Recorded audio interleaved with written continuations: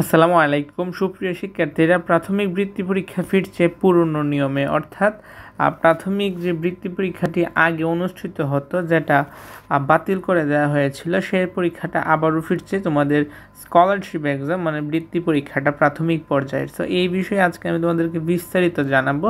এটা হচ্ছে the daily ক্যাম্পাসের আপডেট 15ই নভেম্বরের। সো তারা কি বলছে এক্স্যাক্টলি এটা আমরা দেখি এখন। সো বলছে কি, দেশে একসময় প্রাথমিক স্তরের পঞ্চম শ্রেণীতে বৃত্তি পরীক্ষার প্রচলন ছিল।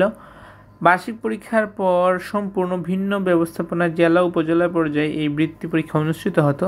ক্লাসের আগ্রহী ও রোল নম্বর এগিয়ে থাকা শিক্ষার্থীদের এই পরীক্ষায় অংশ নেওয়ার সুযোগ দেওয়া হতো। এই পরীক্ষায় উত্তীর্ণদের মধ্য থেকে ফলাফলের ভিত্তিতে শিক্ষাবৃত্তি পেত। তোমরা জানো যে আগে এই প্রচলনটা ছিল, পঞ্চম শ্রেণীতে এই বৃত্তি পরীক্ষাটা অনুষ্ঠিত হতো।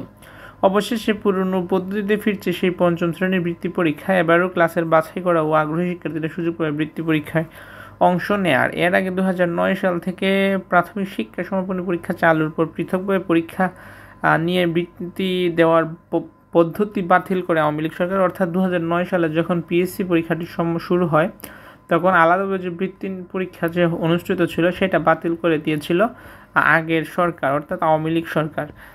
করোনা ভাইরাস মহামারীর কারণে 2020 সালে পরীক্ষা নেওয়া হয়নি। পরে 2022 সাল থেকে স্থায়ীভাবে পিএসসি পরীক্ষা বাতিল করা হয়। সে বছর জিএসসি পরীক্ষা বাতিল করা হয়। 2023 সাল থেকে চালু হওয়া নতুন শিক্ষাক্রমে এই দুটি পরীক্ষা ছিল না।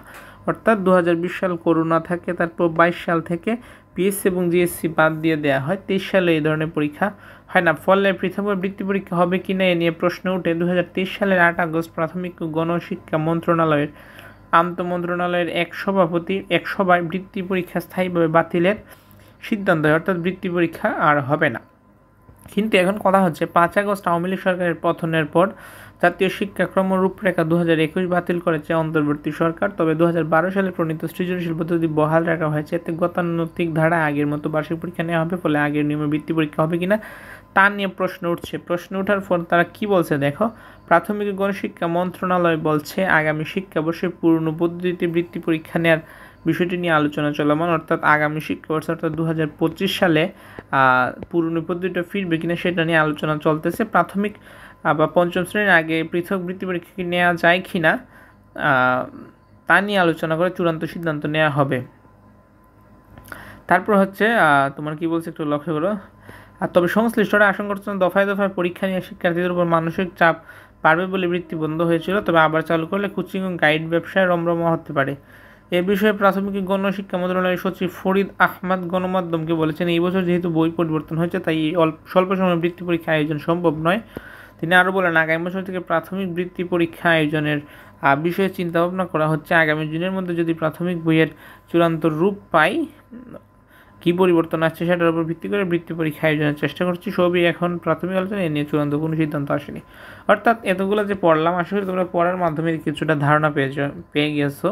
তাও যদি ধারণা না পাও, আমি কয়েকটা কথা বলি, তাইলে তুমি বুঝতে পারবে একদম সোজা বাংলায়। সো আগে কিন্তু বৃত্তি পরীক্ষাটা প্রচলন ছিল, এটা অনেক আগের কথা, 2009-এর আগের কথা।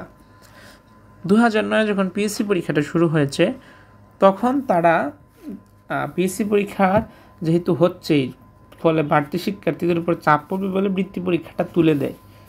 কিন্তু এখন যেহেতু সরকার চেঞ্জ হয়েছে, আওয়ামী লীগ সরকার চেঞ্জ হয়েছে, এখন আওয়ামী লীগ সরকারের আলমে যে শিক্ষা ব্যবস্থাটা ছিল সেটা বাতিল করে দেওয়া হয়েছে। এখন নতুন শিক্ষা ব্যবস্থা প্রণয়ন করা হয়েছে। নতুন শিক্ষা ব্যবস্থা বলতে আগের যে সৃজনশীল সিস্টেম ছিল সেটাই ফিরিয়ে আনা হচ্ছে। তো তখন অনেকে প্রশ্ন করতেছে যে প্রাইমারির আগে বৃত্তি পরীক্ষা নেওয়া যায় কি না, কিংবা প্রাইমারিতে বৃত্তি পরীক্ষা নেওয়া যায় কি না। সো এই বিষয়ে আলোচনা চলতেছে, চূড়ান্ত এখনও সিদ্ধান্ত হয়নি, তবে আলোচনা চলতেছে যে হয়তো বৃত্তি পরীক্ষাটা ফিরতেও পারে। সো তোমরা যারা বড় থাকতে পারো, পিএসসির এসএসসি বা এইচএসসি শিক্ষার্থীরা থাকতে পারো, যারা দেখতেছো ভিডিওটি, তাদেরকে বলবো যে তোমরা কমেন্টে একটু মন্তব্য জানাবে যে তোমরা চাও কি না এই বিষয়টা, যে স্কলারশিপ দেওয়া হবে প্রাথমিকে পরীক্ষা নেওয়ার মাধ্যমে। সো এটা তোমরা অবশ্যই কমেন্টে জানাবা। ভিডিওটি তোমার ফ্রেন্ডসের সাথে শেয়ার করে দিতে পারো যে এই যে আলোচনাটা হইতেছে, এটা তারা পক্ষে না বিপক্ষে কোনটা। সো আজকের মতো এই পর্যন্তই। পরবর্তী আপডেটের জন্য, পরীক্ষা রিলেটেড সমস্ত সাজেশন, ভিডিও সমস্ত কিছু পাওয়ার জন্য অবশ্যই চ্যানেলটি সাবস্ক্রাইব করে রাখবা। সো আল্লাহ হাফিজ।